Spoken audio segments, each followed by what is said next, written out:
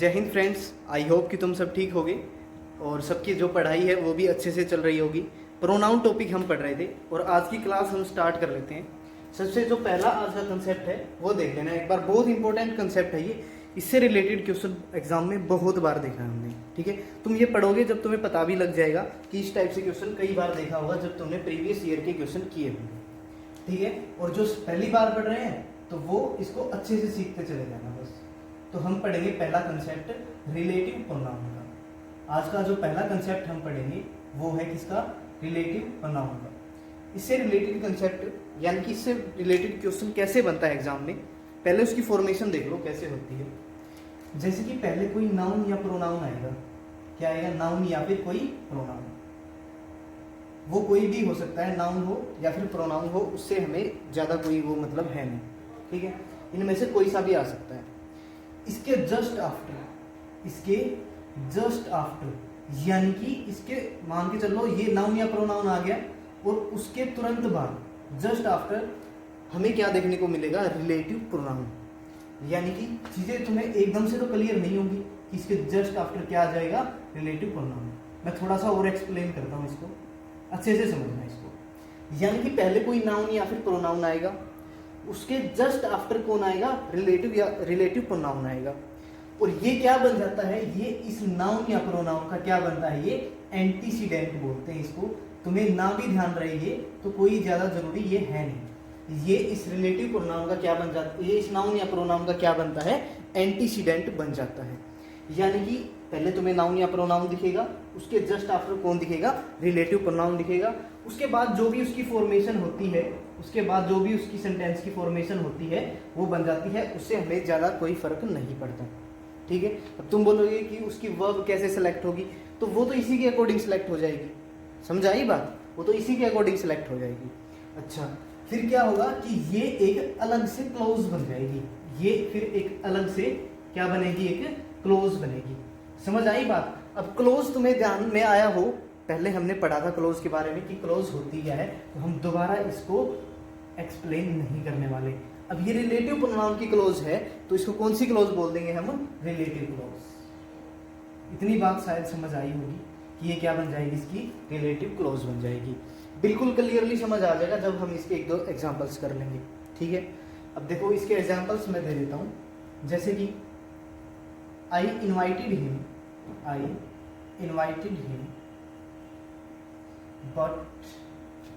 but he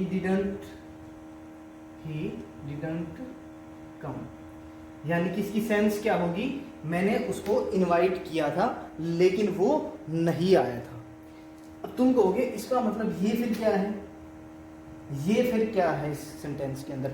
ये है इसका रिलेटिव कंजंक्शन। तुम कहोगे रिलेटिव प्रोनाउन की बात हो रही थी यहाँ पे, मैं तुम्हें रिलेटिव प्रोनाउन के ऊपर लेके जाऊंगा, लेकिन पहले इसको समझ लो अच्छे से कि ये क्या है? इसका रिलेटिव कंजंक्शन है। सॉरी, ये तो डायरेक्ट कंजंक्शन बन जाएगा ना, रिलेटिव कंजंक्शन की भी बात नहीं होगी, ये तो डायरेक्ट कंजंक्शन बन जाएगा इसका। ये क्या है? इसका कंजंक्शन बन जाएगा। और ये जो कंजंक्शन है ये इसको अलग से एक क्लोज बना देगा। ये इसको एक अलग से क्लोज बना देगा। तो पहले मैं तुम्हें वो बात बता रहा हूँ कि क्लोज कैसे होती है। अब क्लोज तुम्हें याद आ चुका होगा कि क्लोज कैसे होती है। इस सेंटेंस से तो हमारा कोई ज़्यादा लेना देना था नहीं, हमने सिर्फ इसको ये देखा है कि इसके अंदर क्लोज क्या होती है। आई इतनी बात समझ? बिल्कुल आ गई होगी।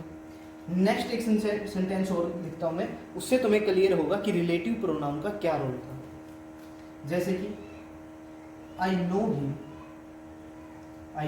नहीं, पहले प्रोनाउन नहीं लेते, पहले कोई नाउन ही ले लेते हैं इसकी जगह पे। I know the boy who can do this work। इसकी जो सेंस होगी पहले क्या है मैं वो बता देता हूँ। मैं उस लड़के को जानता हूँ जो इस काम को कर सकता है। हालांकि सेंस से भी हमें कोई ज़्यादा इससे लेना देना है नहीं, ठीक है। अब आते हैं हम उसके, हमारे जो काम की बात है सिर्फ उसके ऊपर। ध्यान से समझना, ये क्या है? इसकी वर्ब है। ये वर्ब की फर्स्ट फॉर्म है यानी कि प्रेजेंट इंडेफिनिट। मैं साथ साथ थोड़ा सा और बताता भी चलूंगा इसमें। अब ये क्या है हमारा? वो जो मैंने नाउन या प्रोनाउन बोला था, ऊपर जो मैंने नाउन या प्रोनाउन बोला था ये वो आ चुका है। यानी कि ये क्या आया है? नाउन आया है। इतनी बात समझ आई? अब ये हु कौन है? ये हु, ये वही बॉय है, ये वही लड़का है, ये हु। अब समझ आया तुम्हें? जो रिलेटिव प्रोनाउन होगा वो जस्ट आफ्टर आएगा, यानी कि इस नाउन के जस्ट आफ्टर आएगा, और ये क्या होगा? इसका एंटीसीडेंट बन जाएगा। इतनी बात समझ आई? बिल्कुल आई होगी। यानी कि ये कौन सा प्रोनाउन है? ये रिलेटिव प्रोनाउन है। क्यों है रिलेटिव प्रोनाउन? ये सेंटेंस को रिलेट करने का भी काम करेगा इस सेंटेंस के अंदर। इसका सिर्फ एक काम नहीं है इस सेंटेंस के अंदर कि प्रोनाउन बन गया और बात खत्म, नहीं। इस सेंटेंस को, इन दोनों सेंटेंस को आपस में रिलेट भी किसने किया है? इस हु ने किया है। जो ये हु है, ये तुम्हें समझ आया होगा कि ये हु किसके लिए यूज हुआ है। यहाँ पे ऐसा तो है नहीं कि आई नो द बॉय, मैं इस लड़के की बात कर लूँ और इसी सेंटेंस के अंदर किसी दूसरे लड़के की बात कर लूँ।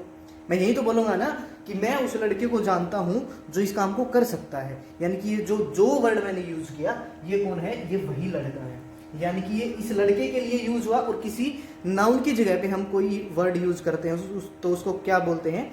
प्रोनाउन बोलते हैं। तो यानी कि ये क्या है? प्रोनाउन है। इन सेंटेंस को आपस में रिलेट कर रहा है, इसलिए क्या है? ये रिलेटिव प्रोनाउन है। इतनी बात समझ आई होगी। और इस रिलेटिव प्रोनाउन ने एक अलग से इसकी क्या बना दी? एक क्लोज बना दी।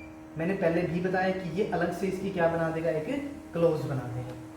इतनी बात शायद पक्का समझ में आई होगी तुम्हारे। बिल्कुल, कोई मुश्किल काम इसके अंदर था नहीं, और हमने जो मेन चीज़ थी रिलेटिव प्रोनाउन की, वहाँ तक हम पहुँच चुके हैं। इसके बारे में अभी थोड़ा और पढ़ना है हमें। एक बार इसको इतना नोट कर लो, फिर हम आगे चलते हैं।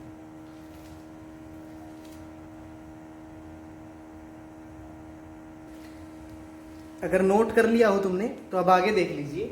उसी के अंदर हमें थोड़ा और पढ़ना है। तो उसी सेंटेंस को मैं एक बार फिर से लिख रहा हूँ, ज़्यादा टाइम नहीं लूंगा मैं इसमें। I know the boy, I know the boy who can do this work. इसको अभी हमने थोड़ा और अच्छे से पढ़ना है, ठीक है? तो ध्यान से देखते चले जाना इसको, ठीक है? अच्छा, क्या ये तो फिर क्या बना था? नाउन बना था। तो हमने ये बात तो कर ली थी कि नाउन की जगह पे वो रिलेटिव प्रोनाउन बन जाता है। तो क्या इसकी जगह पे कोई प्रोनाउन आता तो क्या ये सेंटेंस फिर से एक रिलेटिव प्रोनाउन इसके अंदर ये इसकी जगह ले लेता? हम ये एक बार फिर से देख लेते हैं। तो एक और सेंटेंस में बना देता हूँ इसी के लिए। I know him, I know him who came yesterday. अब देखो ध्यान से, यानी कि ये हिम क्या है अब की बार? ये हिम क्या है अब की बार? ये एक प्रोनाउन है। ये प्रोनाउन कैसे है? सबको समझ आ रहा होगा कि ये प्रोनाउन कैसे बना। यानी कि आई नो हिम, मैं उस लड़के को जानता हूँ, ये उस लड़के के लिए यूज किया हमने, तो ये क्या है? प्रोनाउन है। तो ये क्या है यहाँ पे? अब ध्यान से देख लेना, ये क्या है? ये इस प्रोनाउन के लिए यूज हुआ है। ये इस प्रोनाउन के लिए यूज हुआ है। इसने दो काम किए। क्या क्या? एक तो ज्वाइन करने का। किसको ज्वाइन करने का? इन दोनों क्लोज को। यानी कि ये क्या है? कि ज्वाइनिंग वर्ड है। समझ आई इतनी बात? प्लस क्या है? ये प्रोनाउन है। प्लस क्या है? ये प्रोनाउन है। यानी कि एक जो एक रिलेटिव प्रोनाउन होता है वो किसका कॉम्बिनेशन देखा हमने? ज्वाइनिंग वर्ड का और प्रोनाउन का। ये चीज जानना क्यों जरूरी था वो तुम्हें आगे अच्छे से समझ आएगा। ये बहुत काम आएगी हमारी चीज। यानी कि इसको हम बोल सकते हैं क्या? Relative pronoun. मुझे जहां तक लगता है तुम्हें ये चीज तो इतना समझ आ गई होगी, बिल्कुल ठीक है। कोई मुश्किल काम था नहीं इतने में, तो आई बात समझ। अब इसकी जो फॉर्मेशन है वो कैसे होती है, मैं वो थोड़ी सी और एक्सप्लेन करता हूँ। वो क्यों करते हैं, वो क्यों हमारे लिए जरूरी होगी, नेक्स्ट जो सेंटेंस आएगा उससे तुम्हें पता लग जाएगा कि जो इसकी फॉर्मेशन है वो हमें पता होना क्यों जरूरी थी। जैसे कि अब इसी की फॉर्मेशन देखते हैं। I know the boy, I know the boy and he can do this work, and he can do this work। यानी कि इसी का जो कॉम्बिनेशन है। अब ये बताओ, मैं उस लड़के को जानता हूं और वो इस काम को कर सकता है। क्या इन दोनों सेंटेंस की जो सेंस आई है, इन दोनों सेंटेंसेस की जो सेंस आई है निकल के, क्या वो सेम नहीं है? तुम्हें साफ साफ ये क्लियरली पता लग रहा होगा कि जो दोनों की सेंस है वो सेम है। यानी कि इसी को हम उसमें भी बदल सकते हैं, इसी को हम उसमें भी चेंज कर सकते हैं। लेकिन हमने किया क्या है, हमने इस कंजंक्शन प्लस इस प्रोनाउन, ये जो कंजंक्शन और प्रोनाउन था, ये जो कंजंक्शन और प्रोनाउन है, इसी की जगह पे हमने क्या एक वर्ड यूज कर दिया, रिलेटिव प्रोनाउन। रिलेटिव प्रोनाउन यानी कि इस रिलेटिव प्रोनाउन ने दोनों का काम कर दिया, और इस सेंटेंस की जो लेंथ थी उसको थोड़ा सा शॉर्ट कर दिया, लेकिन सेंस बिल्कुल सेम रखी है। इतनी बात पल्ले पड़ी, बिल्कुल पड़ी होगी। तो हमने ये जानना क्या जरूरी था, क्यों हम इसको देख रहे थे, वो तो हमारा इजीली हो ही गया था, फिर हमने ये क्यों देखा। तो जो नेक्स्ट सेंटेंस है उससे तुम्हें पता लग जाएगा कि ये क्यों जरूरी था। मैं एक और सेंटेंस लिखता हूं, उससे तुम्हें अच्छे से समझ आएगा। आई नो, ऐसे करके इसको थोड़ा चेंज करके लिखते हैं इस बार। This is the boy, this is the boy. थोड़ा सा फॉर्मेशन, यानी कि हमें इसको बनाना कैसे है हम उस तरीके से देखेंगे इसको। I know this is the boy and they know him, यानी कि जो सेंस आएगी वो क्या आएगी इसकी निकल के, ये वो लड़का है और उसको वो जानते हैं, एंड दे नो हिम। ठीक है, इतनी बात बिल्कुल सबको समझ आई होगी। अब इसका एंटीसीडेंट है, यानी कि इसका जो रिलेटिव प्रोनाउन है वो हम कैसे यूज करेंगे। और एग्जाम के अंदर हमें कई बार ये नहीं पता लगता है कि हु कब आता है और हुम कब आता है, और इस टाइप के एरर जरूर देखने को मिलते हैं, और कई बार सेंटेंस इंप्रूवमेंट में भी पक्का मिल जाते हैं। तो इसको ध्यान से समझना। आप इसको मैंने पीछे वाले सेंटेंस के अंदर तुम्हें बताया था कि ये जो है ये क्या है, कंजंक्शन है। जो रिलेटिव प्रोनाउन है वो किसका कॉम्बिनेशन बना था, कंजंक्शन का और उस सब्जेक्ट का, यानी कि इस बार ये क्या था, सब्जेक्ट था। उस कंजंक्शन का और उस प्रोनाउन का जो कॉम्बिनेशन था वो ही रिलेटिव प्रोनाउन बना था। तो तुम यहाँ पे थोड़ा सा कंफ्यूज हो सकते थे कि यहाँ पे जो रिलेटिव प्रोनाउन है उसके अंदर ये दे को इंक्लूड करेंगे या फिर इस हिम को करेंगे। अब बात आई समझ, हम बात किसकी कर रहे हैं, दिस इज द बॉय, उस लड़के की बात कर रहे हैं। ये हिम किसके लिए आया है, ये हिम किसके लिए आया है, ये हिम उस लड़के के लिए आया है, यानी कि ये क्या है, प्रोनाउन है। तो जो हमारा जो रिलेटिव प्रोनाउन बनेगा वो कॉम्बिनेशन किसका बनेगा, इन दोनों का। पल्ले पड़ी इतनी बात, इन दोनों का वो क्या होगा, कॉम्बिनेशन होगा। और ये जो अब की बार था वो पहले था वो सब्जेक्टिव केस था, अब ये ऑब्जेक्टिव केस है। अब ये ऑब्जेक्टिव केस है, मैं तुम्हें यही बताना चाहता था कि ये अब की बार ऑब्जेक्टिव केस है। अब की बार हम हु नहीं ले सकते हैं, हम ऑब्जेक्टिव केस के लिए किसको पकड़ेंगे, हुम को पकड़ेंगे। यानी कि जो इसका जो फॉर्मेशन बनेगी वो क्या होगी, ध्यान से देख लेना अब इसको।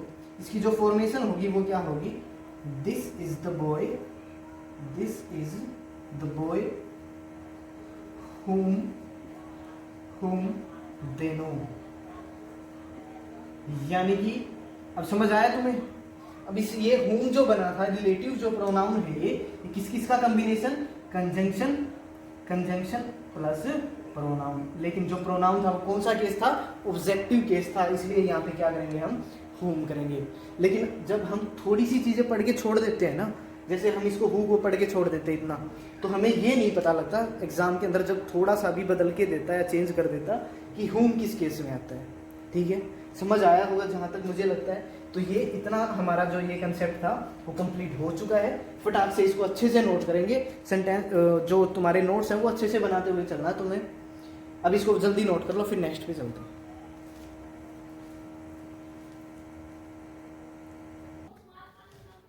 इतना नोट कर चुके होंगे सभी, तो इधर ध्यान दो। अब कईयों के दिमाग में ये डाउट आ सकता है कि इतना आसान क्वेश्चन और इतनी सी छोटी लिमिटेड बात पे हमसे एग्जाम के अंदर क्वेश्चन नहीं पूछा जाता। एग्जाम में हमसे अच्छे क्वेश्चन पूछे जाते हैं, एक दो ही एरर आते हैं तो वो अच्छे लेवल के ही आते हैं। तो ठीक है, तो हम उस पर बेस्ड एक दो क्वेश्चन जरूर देखेंगे अभी, और तुम्हें पहले उनके आंसर करने हैं। जैसे कि मैं यहाँ पे पहले क्वेश्चन लिख देता हूँ, the boy watched a movie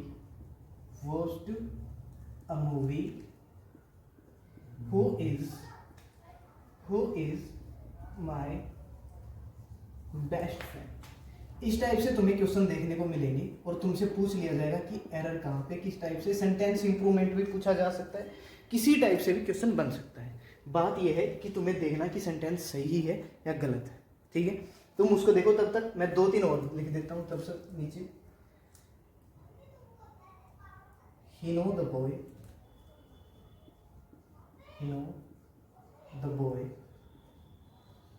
who helped her।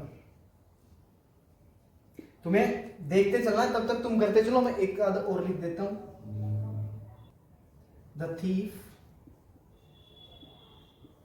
was punished। The thief was punished who had stolen a watch। अब जल्दी से इनके आंसर करो। अब जिनको लगता है ना कि भाई एग्जाम में कैसे आएंगे, इतना आसान आएगा, पहले इनके ही आंसर करो जल्दी जल्दी, जो साथ साथ कर रहे हैं, ठीक है।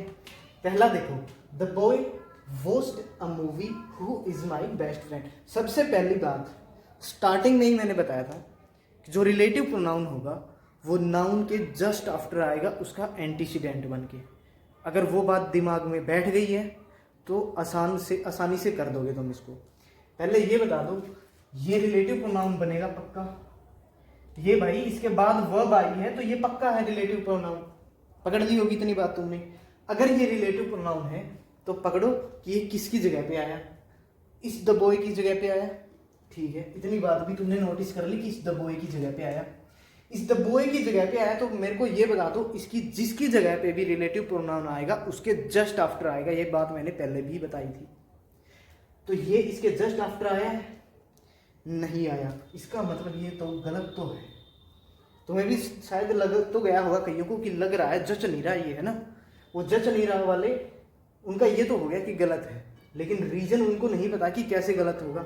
शायद कुछ को पता भी होगा। तो सेंटेंस इंप्रूवमेंट में तुम्हें दिक्कत आई अगर तुम्हें रीजन नहीं पता है तो देख लो इसका जो इंप्रूवमेंट होगा वो कैसे करेंगे। ये बस बात क्या है, मैंने यही बोली थी ना कि इसके जस्ट आफ्टर आना चाहिए, तो यानी कि ये पूरा का पूरा उठ करके इसके जस्ट आफ्टर यहाँ पे आ जाएगा। तो कैसे होगा ये, the boy who is my best friend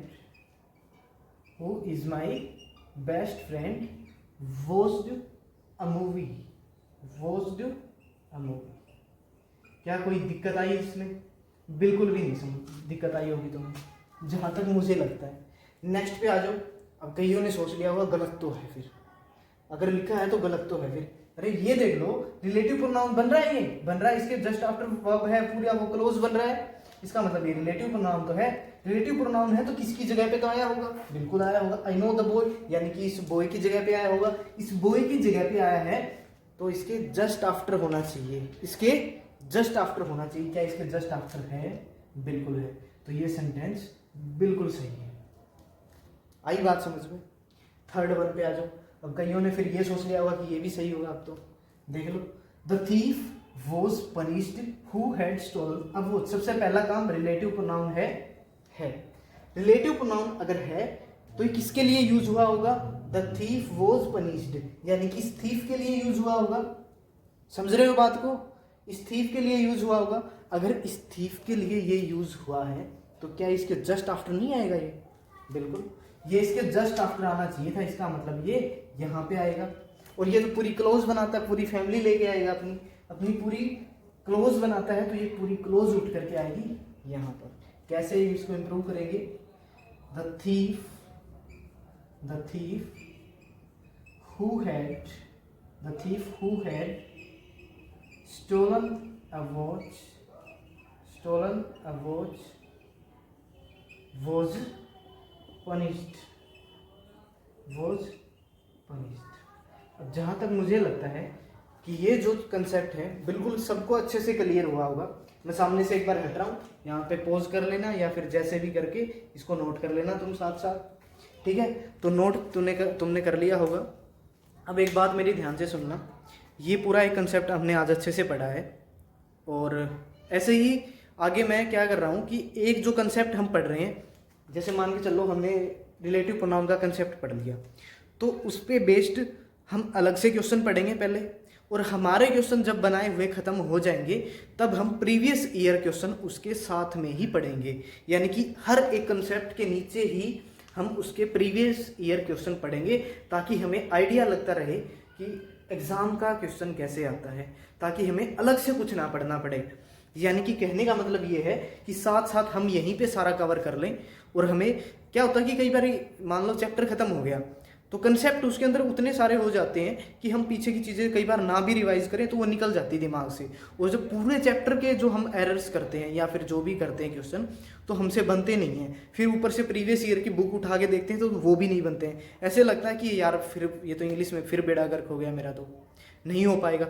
तो हम क्या करेंगे, साथ साथ करेंगे इस बार, ये मैंने सोचा था। और साथ साथ करेंगे, थोड़ा सा मेरे को टाइम भी लगेगा क्योंकि उसी कंसेप्ट से रिलेटेड मेरे को क्वेश्चन ढूंढने पड़ेंगे प्रीवियस ईयर, ठीक है। साथ ही मैं उसमें नोट कर दिया करूँगा कि ये कौन से ईयर में आया है, कब आया है, कब शिफ्ट में आया, सारा कुछ नोट कर दिया करूँगा, ठीक है।